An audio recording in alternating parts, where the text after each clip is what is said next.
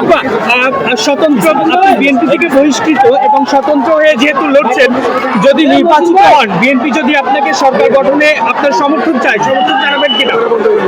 দেখা যাক, আগে আমি জিতি, তারপর দেখা যাক।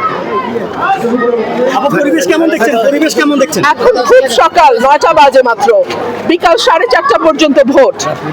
রাত্রে আমার একজন কর্মী, উনি পাহারায় ছিল এলাকায়, তাকে বিনা কারণে 2 জনকে ধরে নিয়ে যাওয়া হয়েছে আমার নোয়াগাঁও ইউনিয়নের। আমি সকালে ডিসি মহোদয়ের সঙ্গে কথা বললাম, কিন্তু আমার মনে হলো ওনাকে ভুল বোঝানো হয়েছে ডিসি মহোদয়কে। তো সে এখন থানায় আছে।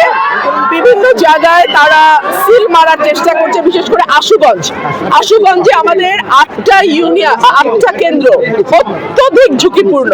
দুপুরে তারা সিল মারার একটা পায়তারা করছে বলে আমার কাছে খবর এসছে। আমি সেনাবাহিনী, পুলিশ, সবাইকে, ডিসি, সবার কাছে আমি এই কেন্দ্রগুলোর নাম পাঠিয়ে দিয়েছি। দেখা যাক কি হয়। কেন্দ্র পরিদর্শন করেছেন কিনা? এই যে আমি শুরু করলাম, এখন 9টা বাজে, এখন আপনার প্রতিক্রিয়াটা জানতে চাই। আমি জয়ের ব্যাপারে শতভাগ আশাবাদী, ইনশাআল্লাহ, বাকি আল্লাহর ইচ্ছা।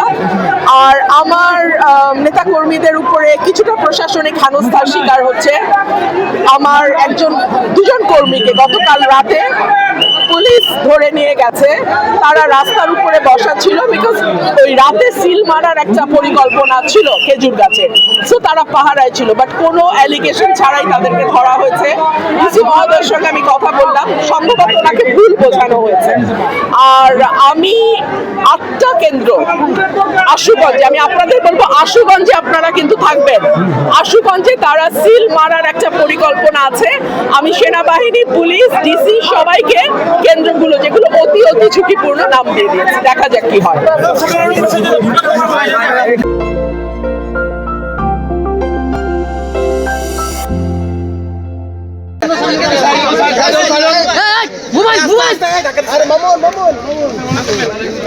ভাই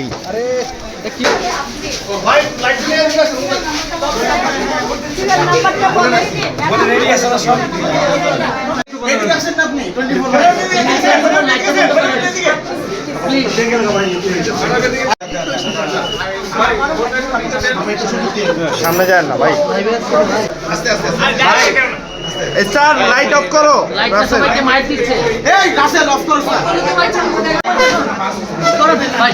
ভাই ভাই একটু পিছাই।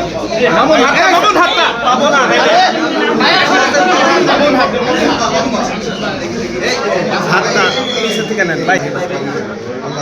ধাক্কা দেন আমার কি? আরে আল্লাহ